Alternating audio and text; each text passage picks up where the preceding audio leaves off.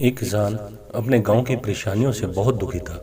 किसी ने उसे अपने दुखों के निवारण के लिए बुद्ध की शरण में जाने को कहा, जो कुछ दिनों के लिए यहाँ से कुछ दूर एक गांव में आया है। वह निश्चय ही तुम्हारे सब दुखों का निवारण करेगा। ये सुनकर किसान बड़ी इच्छा से बुद्ध की शरण में गया, ये सोचकर कि बुद्ध उसकी समस्याओं, मानसिक पीड़ा, तनाव और दुखों से मुक्ति दिलाएंगे। वह बुद्ध के पास पहुंचा। उसने बुद्ध से कहा कि हे बुद्ध, मैं एक किसान हूँ। मुझे खेती करना पसंद है, लेकिन बारिश कभी भी पर्याप्त नहीं होती और मेरी फसलें बर्बाद हो जाती हैं। पिछले साल मेरे पास खाने के लिए कुछ नहीं था और इस साल भी अत्यधिक बारिश के कारण फसल को बहुत नुकसान हुआ है।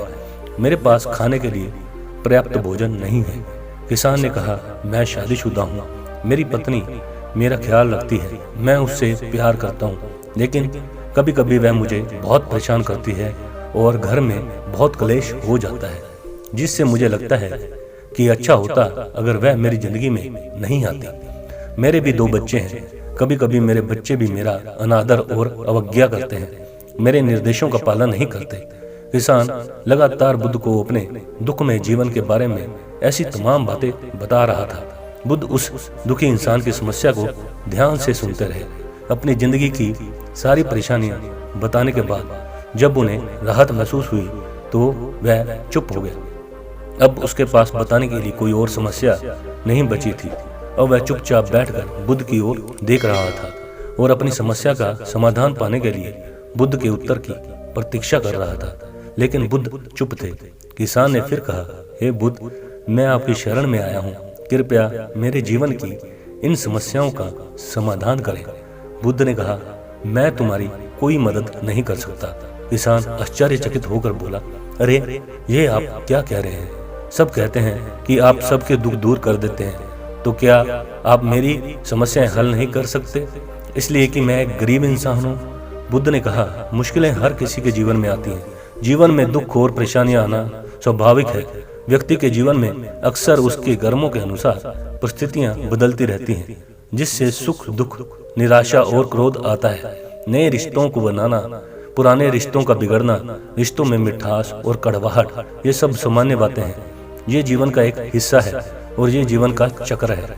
हकीकत तो ये है कि हम सभी के जीवन में 83 प्रकार की कठिनाइयां हैं। इन कठिनाइयों का समाधान आप और मैं नहीं कर सकते और कोई भी नहीं कर सकता। जिंदगी और जिंदगी में बनने वाले रिश्ते स्थिर नहीं होते। एक दिन रिश्तेदार भी चले जाएंगे और जिंदगी भी खत्म हो जाएगी, लेकिन ये समस्याएं वैसे ही रहेंगी जैसे आज आपकी जिंदगी में है और कल किसी और की जिंदगी में होगी।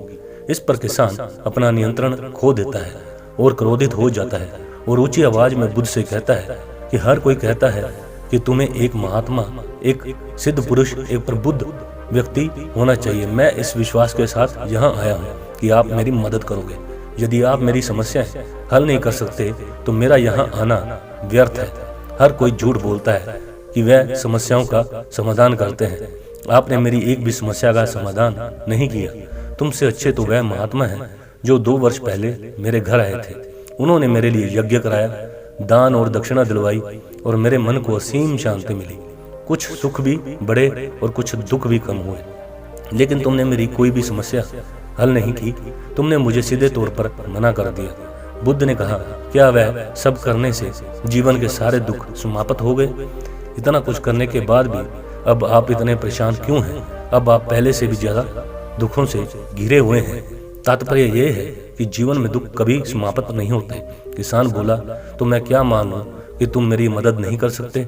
यदि आप ऐसी छोटी छोटी बातों का समाधान नहीं कर सकते तो आपके उपदेशों का क्या लाभ? बुद्ध ने कहा, मैं तुम्हारी 84वीं समस्या का समाधान तो नहीं कर सकता, लेकिन हाँ, मैं तुम्हारी 84वीं समस्या का समाधान अवश्य कर दूंगा। किसान आश्चर्यचकित हो गया और बोला, 84वीं समस्या क्या है बुद्ध? बुद्ध ने कहा, यानी कि तुम अपने जीवन में कोई समस्या नहीं चाहते। आपकी सारी समस्याएं इसी समस्या के कारण उत्पन्न हुई हैं।